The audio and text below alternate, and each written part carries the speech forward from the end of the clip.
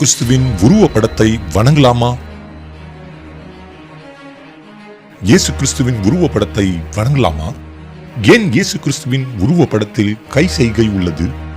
உங்கள் வீட்டில் இருக்கும் இயேசு கிறிஸ்துவின் படம் யாருடையது?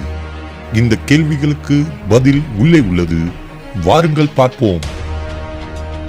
நமது பரிசுத்த வேதாகமத்தில் பழைய ஏற்பாட்டு காலத்தில் நமது தேவனாகிய நித்திய பிதாவின் உருவ வழிபாடு இல்லாத பட்சத்தில் புதிய ஏற்பாட்டின் காலத்தில் உருவ வழிபாடு, சிலை வழிபாடு, கிறிஸ்துவ சின்னங்கள் என்று ஏராளமான வழிபாடுகள் கிறிஸ்தவத்தில் புகுந்தது.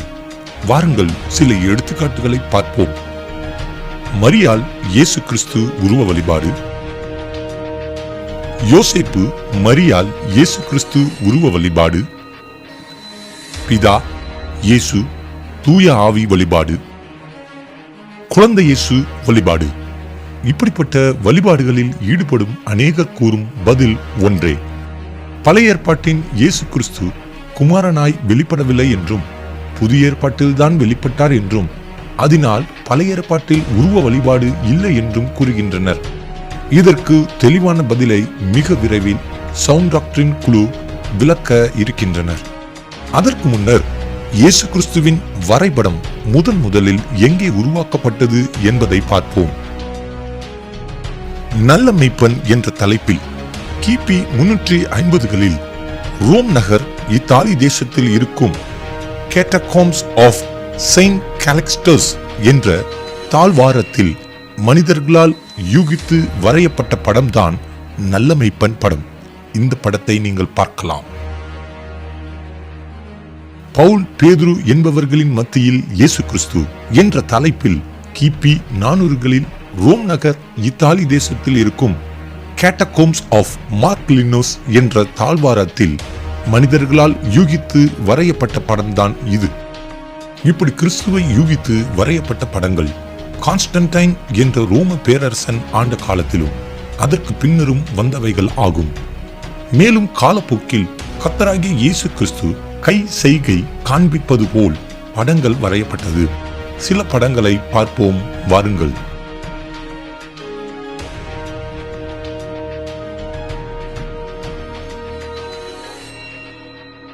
ஏன் இப்படங்கள் இப்படி வரையப்பட்டது என்பதை பார்ப்பதற்கு முன்னர் கை செய்கையை பற்றி தெரிந்து கொள்ளுங்கள். ஆங்கிலத்தில் ஹேண்ட் கெஸ்டர்ஸ் என்று அழைக்கப்படும் கை செய்கை முத்திரை என்றும் அழைக்கப்படுகிறது. ரோமர்கள் கை செய்கையில் பெயர் பெற்றவர்கள். தம்ஸ் அப் என்ற கை செய்கையும் தம்ஸ் டவுன் என்ற கை செய்கையும் ரோமர்களால் உருவாக்கப்பட்டது. இது சரித்திரம்.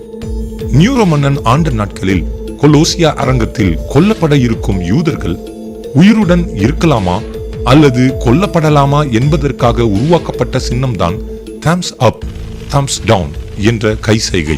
ஒரு யூதன் கொல்லப்பட வேண்டுமானால் கொலோசியா அரங்கத்தில் இருக்கும் ரோமர்கள் தம்ஸ் டவுன் என்ற கை செய்கையை காண்பிக்கும் போது அவன் கொல்லப்படுவான். தம்ஸ் அப் என்ற கை செய்கையை காண்பிக்கும் போது அந்த யூதன் உயிருடன் வைக்கப்படுவான். இதை போன்று அநேக கை செய்கைகளை உருவாக்கியவர்கள் ரோமர்கள் ஆவர். இப்படிப்பட்ட கை செய்கைகளை உருவாக்கிய ரோமர்கள் கான்ஸ்டன்டைன் ஆண்ட காலத்திற்கு பின்னர் இயேசு கிறிஸ்துவின் வரைபடத்திலும் கை செய்கையை கொண்டு வந்தனர். இந்த கை செய்கையை இயேசு கிறிஸ்துவின் அநேக படங்களில் பார்க்கலாம். மேலும் இக்கை செய்கைகளை அநேக ரோமன் கத்தோலிக்க தலைவர்களும் பாதிரியார்களும் பயன்படுத்துவதை நாம் பார்க்கலாம். இந்த கை செய்கை எதை குறிக்கிறது? கான்ஸ்டன்டைன் ஆட்சி காலத்தில் நிசேயா ஆலோசனை சங்கத்தில் திருத்துவம் அங்கீகரிக்கப்பட்ட போதனையாக்கப்பட்டது. அதன் பின்னர் கான்ஸ்டன்டைன் என்ற மன்னனை மகிமைப்படுத்தும் வகையில் இயேசு கிறிஸ்துவின் வரைபடத்தில் கை செய்கையில் திருத்துவ சின்னத்தை கொண்டு வந்தனர். இயேசு கிறிஸ்துவின் வரைபடத்தில் இருக்கும் கை செய்கை திருத்துவ வழிபாட்டை குறிக்கிறது. திருத்துவ கை செய்கையின் ஆழத்தை பார்ப்போம் வாருங்கள். 3 மடக்கப்பட்ட விரல்கள் பிதா, குமாரன், பரிசுத்த ஆவியை குறிக்கின்றது. மேலும் நடுவில் இருக்கும் 2 விரல்கள் இயேசு கிறிஸ்துவின் தெய்வீக தன்மையையும் மனித தன்மையையும் குறிக்கின்றது. இந்த கை செய்கைக்கு பரிசுத்த வேதாகமத்தில் எந்த ஒரு வசன ஆதாரமும் இல்லை என்பது உண்மை. 1700 ஆண்டுகளுக்கு முன்னர் திருத்துவம் போதனையாக அங்கீகரிக்கப்பட்ட இடம் நிசேயா ஆலோசனை சங்கம்.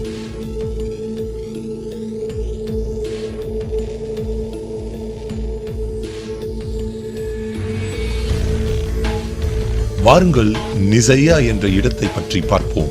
ரோமர்கள் ஆட்சி காலத்தில் ரோமர்களின் பிடியில் இருந்த நிசேயா என்ற பட்டணம் இன்று துருக்கி தேசத்தில் இஸ்னிக் என்று அழைக்கப்படுகிறது.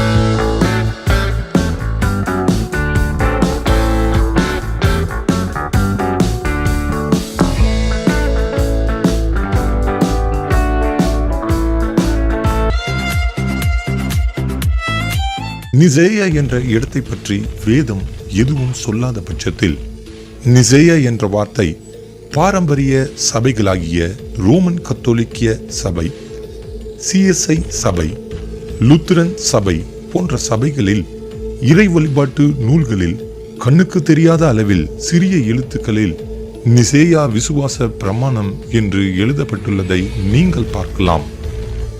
CSI வழிபாட்டு நூலில் 23ஆம் பக்கத்தில் நிசேயா விசுவாச பிரமாணத்தை நீங்கள் வாசித்து பாருங்கள். மேலும் தமிழ் சுவிசேஷ லுத்திரன் திருச்சபை தெய்வ ஆராதனை முறைமை என்ற நூலில் 5ஆம் பக்கத்தில் நிசேயா விசுவாச பிரமாணத்தை நீங்கள் பார்க்கலாம். நிசேயா என்பது கான்ஸ்டன்டைன் திருத்துவத்தை போதகமாக அங்கீகரிக்கப்பட்ட பட்டினம்தான் நிசேயா பட்டினம். இந்த நிசேயா பட்டினம் ஒவ்வொரு இறை வழிபாட்டு நூல்களில் அங்கீகரிக்கப்பட்டிருக்கிறதை நாம் இன்று கண்ணார கண்டு கொண்டிருக்கிறோம். நிசேயா ஆலோசனை சங்க கூட்டத்திற்கு பின்னர் ரோம பேரரசன் கான்ஸ்டன்டைன் நாமம் மகிமைக்காக இயேசு கிறிஸ்துவின் வார்ப்பிக்கப்பட்ட சுரூபம், வரைபடம் போன்றவற்றில் திருத்துவ கை செய்கை சொருகப்பட்டது. இது மனிதனின் சூழ்ச்சியா அல்லது சாத்தானின் தந்திரமா என்று யோசிக்கும் போது இது சாத்தானின் தந்திரம் என்று நிரூபிக்கும் வகையில் சாத்தான் சபையில் சிங்காசனத்தில் உற்றிருக்கும் மிருகமும் இதே கை செய்கையை காண்பிப்பதை நீங்கள் பார்க்கலாம். வெளிப்படுத்தின விசேஷம் 12ஆம் அதிகாரம் 9ஆம் வசனத்தில் உலகம் அனைத்தையும் மோசம் போக்குகிற பிசாசு என்றும் சாத்தான் என்றும் சொல்லப்பட்ட பழைய பாம்பாகிய பெரிய வலு சிற்பம் இவனே. இன்று அநேக கிறிஸ்தவர்கள் கை செய்கை காண்பிக்கும் இயேசு கிறிஸ்துவின் உருவப்படத்தை வணங்குவதும் அல்லாமல் இயேசு கிறிஸ்துவை போல் வேடமணிந்து நடித்த நடிகர்களின் படத்தையும் வணங்கி வருகின்றனர். உங்கள் வீட்டில் இந்த நடிகர்களின் புகைப்படம் இருக்கிறதா என்பதை பாருங்கள்.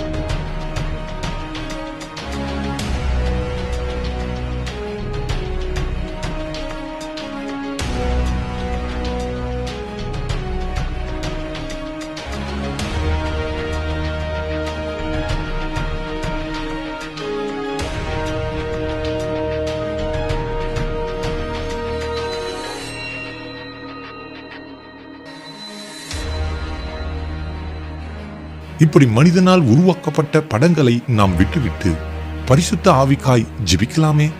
கிறிஸ்துவின் ஆவியாகிய தேவனுடைய ஆவி உங்களில் வாசம் செய்யவும் நாம் தேவனுடைய ஆலயமாய் மாற நம்மை ஒப்புக் கொடுக்கலாமே. ஷபாக் ஷலோம்.